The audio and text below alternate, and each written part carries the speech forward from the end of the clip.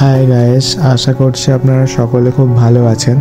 আজকে আমরা দার্জিলিংয়ে দুটো জায়গা কভার করব। প্রথম আমরা মিরিক লেক দেখব এবং এরপরে আমরা লেপচা জগতে যাব। এই মিরিক লেকটা আপনারা স্টেশনে যাওয়ার পথেও দেখতে পারেন বা স্টেশন থেকে যখন কোনো স্পটে আপনারা ঢুকবেন, যেরকম কালিম্পং বা দার্জিলিং যেখানেই যান না কেন, তো এটা আপনার রাস্তার মধ্যেই পড়ে। তো আপনারা আসা যাওয়ার যে কোনো পথে আপনারা দেখে নিতে পারবেন। এখন আমরা মিরিক লেকে আছি। তো দেখতে পাচ্ছেন যে এখানে একটা লেক আছে, বোটিং করতে পারবেন।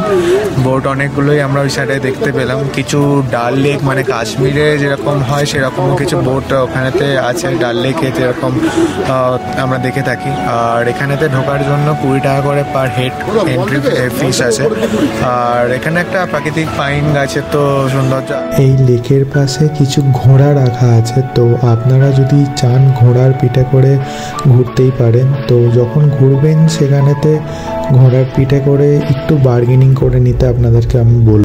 এখানে আশপাশে খাবার দোকানও পেয়ে যাবেন। আপনারা যদি ওয়াশরুমে যেতে চান, ওয়াশরুমও এখানে অ্যাভেলেবেল আছে। এই মিরিক লেকের পাশে বসার জন্য খুব সুন্দর সিট আছে। তো মনোরম আবহাওয়াতে বসে থাকতে আপনাদের খুবই ভালো লাগবে। ওভারঅল এই মিরিক লেকটা খুবই সুন্দর। মিরিক লেক ভ্রমণ কমপ্লিট করে আমরা এখন পাইন ফরেস্টের মধ্যে দিয়ে লেপচা জগতের মধ্যে প্রবেশ করছি। আর এই রাস্তাটা অপূর্ব। এখন আমরা লেপচা জগতে আছি আর এটা হচ্ছে পাইন ফরেস্ট। এখানে দেখার মতন পাইন ফরেস্টই আছে লেপচা জগতে। যারা হোমস্টে করে এখানে অফবিট জায়গাতে, তো পাইন ফরেস্ট আছে টোটালি ক্লাউডিতে। এখন টোটালটাই ঘিরে গেছে। তো দেখা যাক কতটুকু আমি দেখাতে পারি আপনাদেরকে।